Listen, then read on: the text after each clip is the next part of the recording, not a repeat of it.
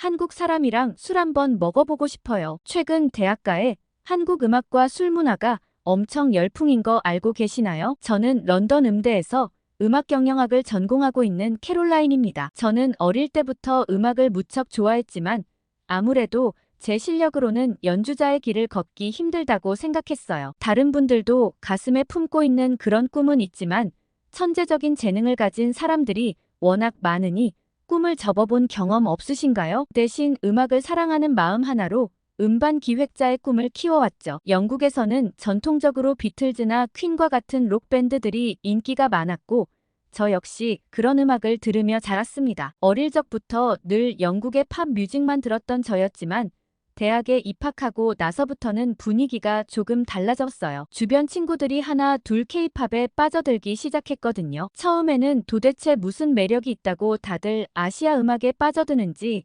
이해할 수 없었습니다. 저는 아시아 음악에는 소울이 없다고 생각했거든요. 뭔가 가슴 깊이 울리는 그런 것들을 한국이나 일본 음악에선 찾을 수 없다고 생각했죠. 그리고 중국 음악은 뭐 그게 음악이라는 생각조차 들지 않았어요. 인도 음악 영화가 성행하긴 했지만 제 기준으로는 조금 시끄럽다는 생각이 들었고요. 그러나 음반 기획자를 꿈꾸는 제가 세계적인 트렌드를 무시할 순 없었죠. 워낙 친구들이 한국 음악에 미쳐 있으니 저도 어떤가 싶어 검색해본 후 유튜브 알고리즘을 타고 우연히 한국 아이돌 그룹의 무대 영상을 보게 되었는데 그 순간 저는 깜짝 놀랐어요. 완벽한 군무와 가창력은 물론이고 무대 연출까지 굉장히 세련된 느낌이더라고요. 퍼포먼스 하나하나가 너무나도 매력적이었고 영상미는 할리우드 영화를 보는 것 같았죠. 저도 모르게 다음 영상을 누르고 있었고 어느새 케이팝의 매력에 푹 빠져있는 제 자신을 발견했습니다. 사실 아직도 한국 음악에 소울이 있는지는 잘 모르겠지만 사람들의 정서를 건드리는 무언가가 한국 음악에 분명 있다는 생각이 들었어요. 그렇게 저는 케이팝 팬이 되었고 자연스레 아시아 음악에도 관심이 생겼어요. 아시아 음악을 좋아하는 친구들을 만나고 싶어 학교 내 아시아 음악 동아리에 가입했죠. 케이팝이 전 세계적으로 인기가 많아지면서 동아리 인원도 꽤 많았어요. 그곳에서 저는 사쿠라라는 일본인 친구를 만났습니다. 아시아 음악 동아리다 보니 당연히 케이팝을 좋아할 거라 생각했는데 의외로 사쿠라는 한국 음악에 전혀 관심이 없더라고요. 오히려 J-팝이나 영미권 음악만 고집스럽게 들었죠. 저는 조금 의아했어요. 일본에서도 한류가 엄청난 인기라고 들었는데 K-팝에 관심이 없다니 신기했거든요. 어느 날 동아리 모임이 끝나고 사쿠라에게 물어봤습니다. 왜 한국 음악은 안 듣냐고요. 그러자 사쿠라는 대뜸 화를 내더라고요. 제 질문에 사쿠라는 한숨을 크게 내쉬더니 한국 음악은 정체성이 없는 음악이라고 말했어요. 서양 음악을 무작정 따라하면서 J-팝의 아이디어를 가져와 섞어놓은 짬뽕 음악이라고 했죠. 저는 그 말을 듣자마자 의아했습니다. 분명 한국 음악만의 독특한 매력이 있는데 그게 무슨 말인가 싶었어요. 사쿠라는 휴대폰을 꺼내더니 차근차근 설명을 시작했습니다. 한국의 모든 문화는 원래 일본 문화에서 비롯되었다면서 역사적 사진들을 보여주었어요. 1900년대 초반 한반도의 모습이 담긴 흑백 사진들이었죠. 그러면서 말하길 한국의 근대화는 전부 일본이 이끌어준 것이라고 했어요. 특히 한국의 경제 발전도 일제강점기 시절 일본이 만들어 놓은 기반 시설이 있었기에 가능했다고 강조했습니다. 철도며 항만이며 도로까지 모든 인프라를 일본이 건설했다면서 지금의 한국이 있기까지 일본의 공이 매우 크다고 설명하더라고요. K-팝 역시 마찬가지라고 했어요. 원조인 J-팝의 아이돌 문화를 본떠서 만든 것이며 거기에 서양 음악을 적당히 섞어 만든 것이라고 얘기했습니다. 사쿠라는 일본의 아이돌 그룹들이 먼저 시도했던 안무나 컨셉들을 한국이 그대로 가져다 썼다며 여러 영상들을 비교해가며 보여주었어요. 사쿠라가 보여준 사진이나 영상들이 꽤나 그럴듯했기 때문에 제가 한국 입장은 모르겠으나 그런가 싶어서 고개를 갸우뚱거렸죠. 게다가 사쿠라는 과거 식민지 시절 사진들을 더 보여주었습니다. 일본이 한국에 근대식 학교를 세우고 병원을 지었으며 한국인들의 교육 수준을 높여주었다고 했어요. 덕분에 한국이 빠르게 발전할 수 있었다면서 이건 다 일본의 은혜라고 설명하더라고요. 심지어 지금 한국이 자랑하는 조선소나 자동차 공장들도 사실은 일본이 기술을 전수해줘서 가능했던 거라고 했습니다. 한국의 산업화도 일본 기업들이 기술을 가르쳐주고 투자를 해줘서 이뤄낸 것이라는 거였죠. 저는 그렇다면 왜 요새는 일본 기업들은 별로 보이지 않고 한국 기업만 있는 건지 묻고 싶어졌어요. 사실 일본 기업이라고 하면 제가 알만한 기업은 별로 없었는데 한국 기업은 몇 개라도 금세 말할 수 있었거든요. 그러면서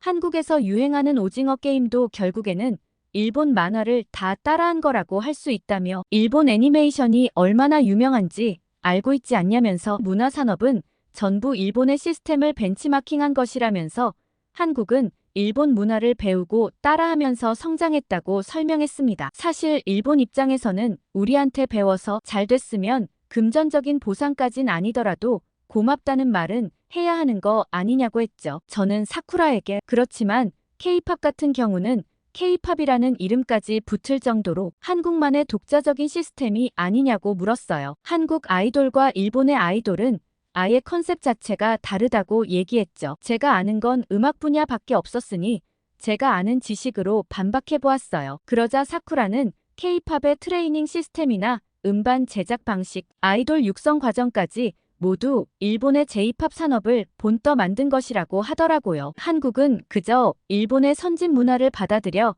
자기들 식대로 변형했을 뿐이라는 거였죠. 사쿠라는 이런 역사적 사실들을 모르는 서양인들이 K-팝의 독창성을 과대평가하고 있다면서 답답하다고 했어요. 조금만 들여다보면 그 근간은 모두 일본에서부터 나왔다는 걸 너무 쉽게 알 수 있다고 했죠. 마치 선생님이 학생을 가르치듯 일본이 한국의 발전을 이끌어 주었다는 식으로 설명하는데 속으로는 좀 이상하다고 생각했지만 한국 역사에 대해 잘 알지 못해서 알겠다고 할 수밖에 없었죠. 사쿠라는 좀 이상한 면이 있긴 했지만 아시아 음악 동아리 활동은 생각보다 재미있었어요. 매주 새로운 K-팝 음악을 발견하는 재미가 쏠쏠했고 친구들과 함께 뮤직비디오를 보며 이야기를 나누는 시간도 즐거웠습니다. 특히 대부분의 친구들이 한국 음악에 관심이 많아서 서로 좋아하는 그룹에 대해 이야기하며 금세 친해질 수 있었죠. 그러던 어느 날 정말 놀라운 소식이 들려왔어요. 블랙핑크의 로제가 브루노 마스와 협업 음반을 낸다는 소식이었습니다. 브루노 마스는 그래미 어워드에서만 11번이나 수상한 전설적인 아티스트였죠. 그의 히트곡 업타운 펑크는 빌보드 핫백 차트에서 14주 연속 1위를 차지했고 저스트 더 웨이 유아나 웬 아이 워즈 유얼 맨 같은 곡들은 팝 음악의 교과서라고 불릴 정도로 완벽한 곡이에요. 더구나 브루노 마스는 아무나 작업할 수 없는 거장이었습니다. 정말 세계적인 프로듀서들하고만 작업하기 때문이죠. 사실 그와 함께 작업한다는 건 굉장한 영광이나 다름없는데 그런 그가 K-팝 아이돌과 작업한다는 건 정말 상상도 못할 일이었죠. 게다가 먼저 로제에게 음반 협업을 제안했다니 그 점도 놀라웠거든요. 그런데 동아리 친구들은 오히려 이제 브루노 마스가 로제 덕분에 더 유명해질 거라며 농담을 하기도 했어요. 요새 K-팝의 위상이 워낙 대단하니 그럴만도 했죠. 그러나 사실 저는 주로 한국의 보이그룹들을 좋아해서 블랙핑크에 대해서는 멤버 정도만 알고 있었어요. 그런데 그날 동아리에서 벌어진 대화는 저를 좀 놀라게 했습니다. 평소 K-팝을 굉장히 좋아하던 영국인 친구 아델라이드가 갑자기 블랙핑크에서 리사는 빼야 한다고 말한 거예요. 아델라이드의 말에 따르면 리사는 블랙핑크라는 이름이 아니었다면 이렇게 유명해질 수 없었을 거라고 했습니다. YG 엔터테인먼트라는 대형 기획사가 수년간 투자하고 트레이닝 시켜서 데뷔까지 시켜줬는데 재계약도 하지 않고 태국에 가서 솔로 앨범을 낸 건 너무 이기적인 행동 아니냐고 하더라고요. 더구나 리사의 최근 행보가 의심스럽다면서 여러 가지 근거들을 대기 시작했어요. 태국에서 따로 광고 계약을 맺고 한국에서 하던 활동들을 하나둘씩 정리하는 모습이 마치 한국을 등지려는 것처럼 보인다고 했습니다. 아델라이드는 리사가 지금의 인기와 위치를 계속 유지하고 싶다면 블랙핑크라는 이름 아래 있어야 한다고 강조했어요. 세계적인 K-팝 걸그룹이라는 타이틀이 있었기에 지금의 리사가 있는 건데 그걸 버리고 혼자 가려는 건 너무 위험한 선택이라는 거였죠. 아델라이드의 말을 듣고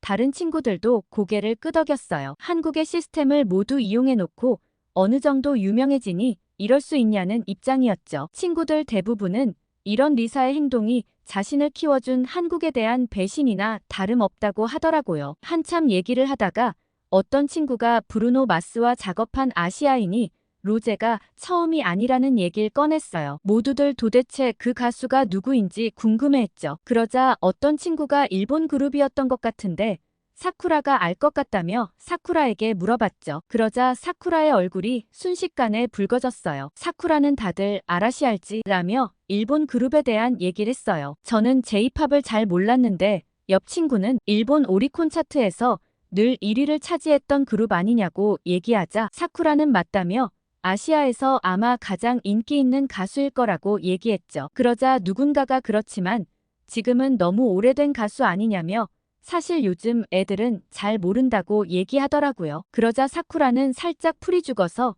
아무튼 아라시와 브루노 마스도 같이 작업한 적이 있긴 하다면서 말끝을 흐리더라고요. 평소 일본 문화나 음악에 대해 자세히 설명해주던 사쿠라답지 않은 모습이었죠. 분명 사쿠라라면 엄청 장황하게 늘어났을 거라 생각했거든요. 그러던 그때 갑자기 다른 친구가 그 곡은 완전 망한 거 아니었어? 라고 얘기하더라고요. 당시 아라시는 영어 앨범을 처음 시도하기 위해 노력했는데 아무래도 한국 케이팝을 의식한 것 같다고 했죠. 그러면서 소속사에서 무려 70억 원이라는 거액을 들여 브루노 마스에게 프로듀싱을 맡겼다고 했습니다. 하지만 결과는 처참했다고 해요. 미국 차트 53위를 기록한 뒤 하루 만에 차트에서 사라졌고 노래 자체도 문제가 많았다고 했죠. 아무래도 일본인들은 영어 발음이 잘 안 되는 구조적인 문제점이 있는데 영어 발음이 너무 어색한 바람에 당시 미국 팬들의 조롱을 잔뜩 들었다고 하더라고요. 더구나 브루노 마스도 이 곡에 70억이나 받았기 때문에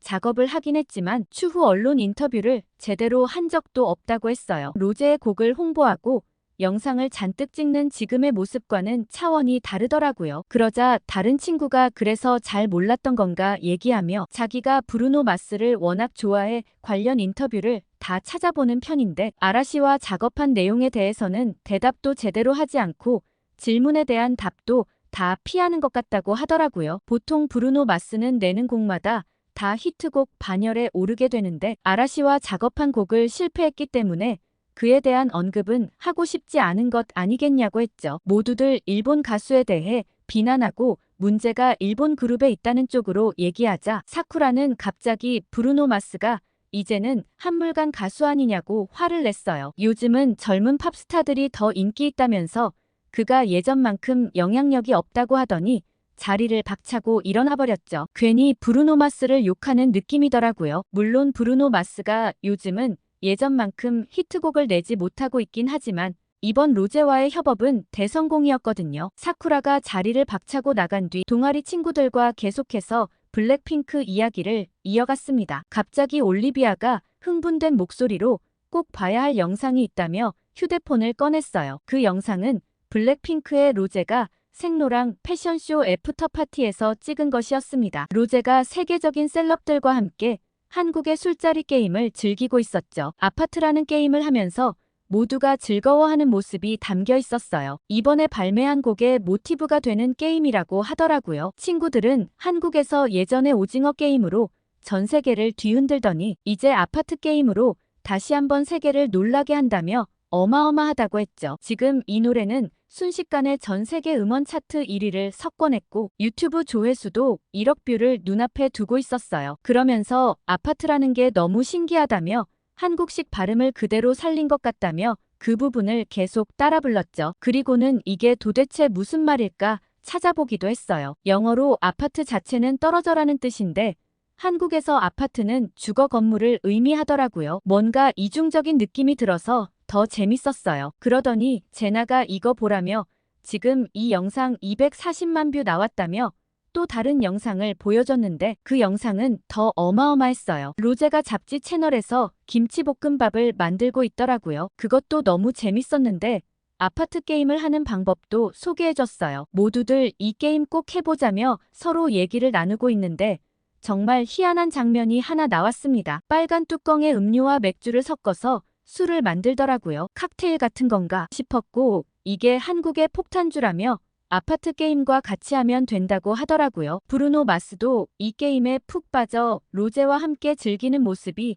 SNS에서 화제가 됐어요. 동아리 친구들은 영상을 보면서 흥분을 감추지 못했습니다. 한국의 술자리 문화가 이렇게 재미있어 보이냐며 모두들 따라해보고 싶어 했어요. 특히 소주와 맥주를 섞어 마시는 소맥이라는 게 정말 궁금하다고들 했죠. 결국 캐서린이 다음 주말에 자기 집에서 포트럭 파티를 열자고 제안했고 모두들 한국식 술자리를 재현해보기로 했어요. 마침 런던 시내에 한국 마트도 있다고 하니 꼭 소주도 사서 진정한 한국 문화를 체험해보자면서요. 그렇게 각자 다음 주까지 먹을 것과 술을 챙겨와 파티를 하기로 약속했습니다. 저는 집으로 돌아와 파티 준비를 위해 인터넷에서 한국의 술자리 문화를 검색해 보았어요. 여러 가지 재미있는 게임도 있었고 특히 술자리에서 지켜야 할 예절도 꽤 많았습니다. 연장자에게는 고개를 돌려 마시고 술을 받을 때는 두 손으로 받아야 한다는 점이 인상적이었어요. 한국은 위아래 문화가 굉장히 철저한 것 같더라고요. 나이 많은 사람들을 공경하는 문화가 인상적이었어요. 외국엔 그런 문화가 없는데 지켜야 하는 점이 많은 게 까다로워 보이긴 했지만 그만큼 예절을 중시하는 한국 문화가 좋아 보이더라고요. 그리고 포트럭 파티인 만큼 음식도 준비해야 했는데 한국 술자리를 체험해보기로 한 만큼 한국 음식을 준비하면 좋겠다는 생각이 들었습니다. 인터넷에서 찾아보니 안주라는 게 있더라고요. 한국에서는 술만 마시는 게 아니라 꼭 음식과 함께 먹는다는 점이 특이했죠. 보통 맥주나 와인을 마실 땐 아주 간단하게 곁들여 먹는데 한국은 음식도 푸짐하게 준비하는 게 재밌었어요. 오히려 이 음식이 더 중요한 경우도 있다고 하더라고요. 그리고 소주와 꼭 맞는 음식들도 있다면서 회는 소주 없이는 안 먹는다는 글도 많아 재밌었어요. 저는 무슨 음식을 사면 좋을까 고민했고 일단 마트에 가서 생각해보자고 결정한 후 런던 시내의 아시안 마트로 향했어요. 한국 소주를 사기 위해서였죠. 술 코너에 도착하자 예상보다 훨씬 다양한 종류의 소주가 진열되어 있었습니다. 대부분 초록색 병이었지만 라벨이 전부 달랐고 심지어 우유팩처럼 생긴 것도 있었어요. 어떤 걸 골라야 할지 한참을 고민하고 있는데 옆에서 누군가 도와주겠다고 말을 걸었습니다. 고개를 돌려보니 한국 학생처럼 보이는 남학생 정훈이었어요. 제가 소주를 고르고 있는 모습이 재미있어 보였다며 웃더라고요. 저는 친구들과 한국 술 문화를 체험해보기로 했다고 설명했어요. 그러면서 어떤 소주가 좋을지 조언을 구했죠. 그러자 정훈이는 소주가 꽤 독한 술이라며 한 번 더 생각해보라고 하더라고요. 저는 그래봤자 얼마 정도인가 궁금했는데 놀랍게도 소주는 도수가 17.5도나 된다고 했습니다. 맥주의 5배나 되는 알코올 도수라는 설명을 듣고 저는 깜짝 놀랄 수밖에 없었어요. 유튜브나 틱톡에서 한국 사람들이 소주를 물 마시듯 마시는 영상만 보다가 이렇게 독한 술이라는 걸 알게 되니 더욱 충격적이었죠. 그래서 정훈이에게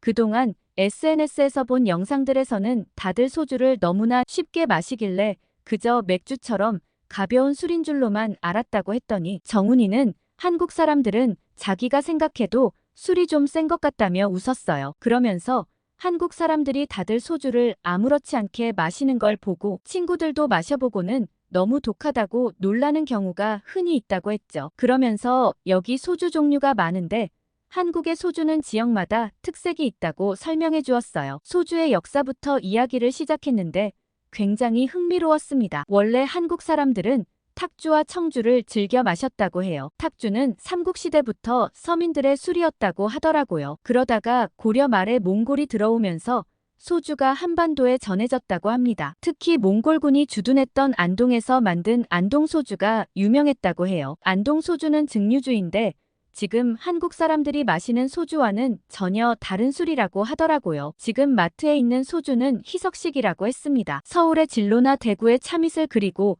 광주의 보혜처럼 각 지역마다 대표 소주가 있기 때문에 종류가 많은 거라고 했어요. 물론 모든 소주가 17.5도는 아니고 요즘은 건강을 생각하는 사람들이 많아져서 도수가 낮고 가벼운 소주들이 인기라고 했습니다. 저는 한참 설명을 듣다가 정훈이가 어떻게 소주에 대해 그렇게 잘 아는지 궁금했어요. 그러자 정훈이는 아버지가 반주를 무척 좋아하셔서 지역에서 만들어지는 소주를 전부 다 드시는 데다가 소주의 역사까지 달달 외우고 계신다고 했습니다. 어릴 때부터 아버지 옆에서 그런 이야기를 자주 들어서 자연스럽게 알게 됐다고 했어요. 그런데 제가 반주가 무엇이냐고 묻자 정우는 밥과 술을 함께 먹는 것이라고 설명해 주었어요. 서양 사람들이 식사할 때 와인을 곁들이는 것처럼 한국에서는 식사할 때 소주를 마신다고 했습니다. 술을 즐기는 사람들은 밥을 먹을 때 와인처럼 소주를 같이 먹는다고 얘기했어요. 저는 정훈이의 도움을 받아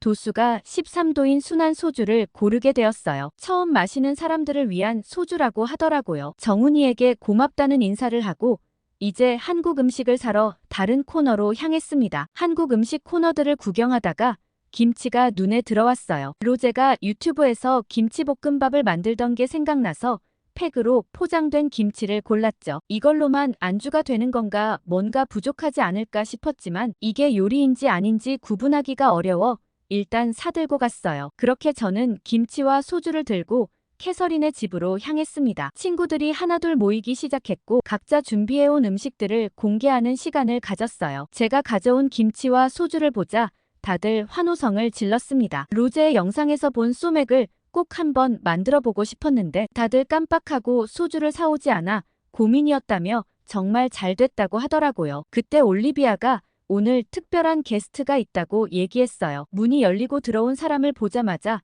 저는 깜짝 놀랐습니다. 아까 마트에서 만났던 정훈이었어요. 세상에 이런 우연이 있나 싶었죠. 올리비아의 설명으로는 정훈이가 우리 학교 AI 학과에서 공부하는 학생이라고 했어요. 잠시 휴학하고 한국에 다녀왔다가 다음 학기에 복학한다고 하더라고요. 앞으로 아시아 음악 동아리에도 들어올 예정이라면서 오늘 한국 술문화 파티를 하는데 한국인이 빠질 수 없을 것 같아서 초대했다고 했습니다. 친구들은 정훈이를 보자마자 엄청난 관심을 보였어요. 모두들 정훈이를 둘러싸고 한국 문화에 대해 이것저것 물어보기 시작했죠. 특히 K-팝에 대한 질문이 쏟아졌는데 정훈이는 하나하나 친절하게 설명해 주었어요. 한참을 이야기꽃을 피우다가 캐서린이 이제 술게임을 해보자고 제안했습니다. 정훈이가 아파트 게임의 룰을 설명해 주었어요. 손을 차례로 얹어두고 층수를 부르다가 그 층수에 걸린 사람이 벌칙으로 술을 마시는 게임이었습니다. 처음에는 단순해 보였지만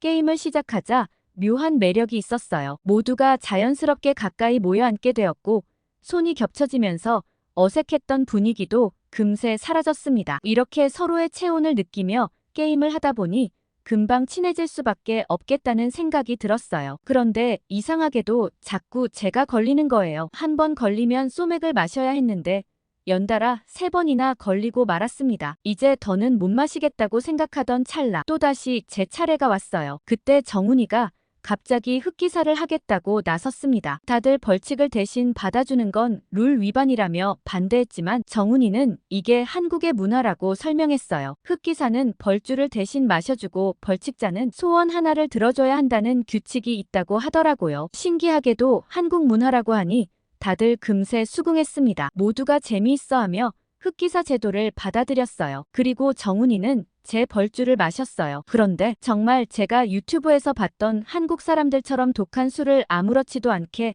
마시더라고요.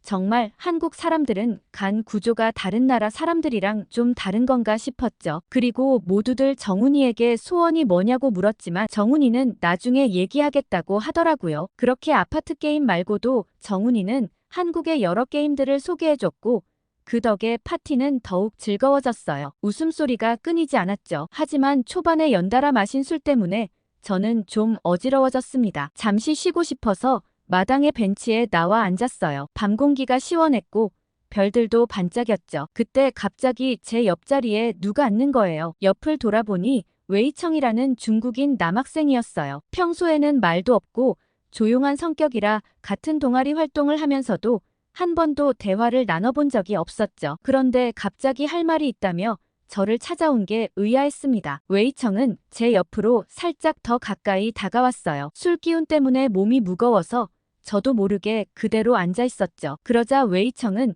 오랫동안 저를 지켜봐왔다고 고백했습니다. 놀랍게도 웨이청은 제 습관들을 하나하나 말하기 시작했어요. 카페라테를 주문할 때 항상 샷을 추가한다는 것부터 피자에서 피망을 골라내는 습관까지 상세하게 알고 있었습니다. 순간 등줄기가 서늘해졌어요. 그러더니 갑자기 자신의 집안 얘기를 꺼냈습니다. 이 학교에도 거액을 지불하고 입학했다면서 부모님이 중국에서 큰 사업을 하신다고 자랑하듯 말했어요. 중국에 가면 평생 일하지 않고도 호의호식할 수 있다고 했습니다. 저는 중국에서 산다는 생각을 해본 적도 없었고 이런 갑작스러운 제안이 불편했어요. 다음에 얘기하자며 자리에서 일어나려 했지만 웨이청은 제 손목을 꽉 잡아 다시 앉혔습니다. 저와 함께라면 제 가족들까지 모두 호화로운 생활을 할 수 있다고 말했어요. 명품백도 사주고 외제차도 선물하겠다면서 자신을 선택하는 건 평생의 행운을 잡는 거라고 했습니다. 웨이청의 손이 땀 때문에 너무 습하고 불쾌했어요. 당장이라도 이 손을 빼고 싶었죠. 하지만 너무 꽉 잡은 탓에 어쩔 줄 몰랐어요. 웨이청이 점점 더 가까이 다가오는데 힘이 너무 세서 저항할 수가 없었어요. 그때 정훈이가 나타났습니다. 웨이청은 곧바로 제가 자신의 여자친구라며 빨리 꺼지라고 소리를 질렀어요. 정훈이는 제 얼굴을 한번 쳐다보더니 표정이 그렇지 않아 보인다고 했습니다. 그러면서 웨이청에게 당장 손을 놓으라고 말했고 저를 잡아당겨 자신의 뒤로 숨겨주었어요. 웨이청은 화를 내며 정훈이 보고 둘 사이에 끼어들 자격이 없다고 했습니다. 정훈이는 차분하게 제 얼굴이 울상인 걸 보면 절대 여자친구가 아닌 게 분명하다고 말했어요. 그러자 웨이청은 지갑에서 현금을 꺼내며 얼마면 꺼질 거냐고 물었어요. 정훈이는 그런 웨이청은 쳐다보지도 않고 제게 와서 괜찮은지 물었고 제가 어떻게 하길 원하는지 물어봤습니다. 저는 너무 무서웠고 당장 웨이청이 사라졌으면 좋겠다고 말했어요. 정훈이는 단호하게 웨이청에게 제가 싫다고 하니 당장 꺼지라고 말했습니다. 그러자 웨이청이 갑자기 주먹을 들어 정훈이를 향해 휘둘렀어요. 그런데 저는 다음 상황이 믿기질 않았어요. 정훈이는 충분히 피할 수 있어 보였는데 그대로 맞고 있더라고요. 그런데 맞자마자 정훈이가 웨이청을 향해 내가 먼저 때린 거고 이건 정당방위라고 말했어요. 정훈이의 주먹이 날아갔고 웨이청은 그대로 바닥에 쓰러져 버렸습니다. 그리고 정훈이는 가자며 제 손을 잡고 끌었어요. 정훈이는 저를 거실 한쪽 구석으로 데려가 앉히고 따뜻한 물을 가져다 주었어요. 저는 고맙다고 말했고 오늘 2번이나 흑기사를 서준 것에 대해서도 감사하다고 했습니다. 정훈이는 술에 취했을 때는 항상 조심해야 한다고 말해주었어요. 그러면서 미안하면 소원을 2개 들어달라고 했고 저는 얼마든지 좋다고 했죠. 그러고는 제가 겪은 무서운 일을 잊을 수 있도록 화제를 돌렸어요. 정훈이는 제가 왜 아시아 음악 동아리에 들어왔는지 물었고 소개해주고 싶은 노래가 있다고 했습니다. 저는 한국 아이돌 노래는 대부분 알고 있다고 말했지만 정훈이는 이 노래만큼은 제가 절대 모를 거라며 웃었어요. 정훈이가 들려준 노래는 기타 소리가 인상적인 포크송이었습니다. 김광석이라는 가수의 노래였어요. 1980년대와 90년대를 대표하는 포크 가수라고 했는데 서정적인 가사와 감미로운 목소리가 너무 좋았어요. 특히 서른 즈음에라는 노래는 한국인이라면 모르는 사람이 없을 정도로 유명한 곡이라고 하더라고요. 김광석은 짧은 생애였지만 수많은 명곡을 남겼고 지금도 많은 가수들이 그의 노래를 리메이크한다고 알려주었어요. 저는 이런 스타일의 노래는 처음 들어보는데 아이돌이냐고 물었더니 정훈이는 웃으며 아주 오래된 노래라고 했어요. 대학로에 김광석 거리도 있고 그의 음악을 들으며 산책하는 게 한국인들이 좋아하는 데이트 코스라고도 했습니다. 한국에 이렇게 좋은 옛날 노래가 많으냐고 물었더니 정훈이는 이건 정말 빙산의 일각이라고 했어요. 산울림이나 들국화 그리고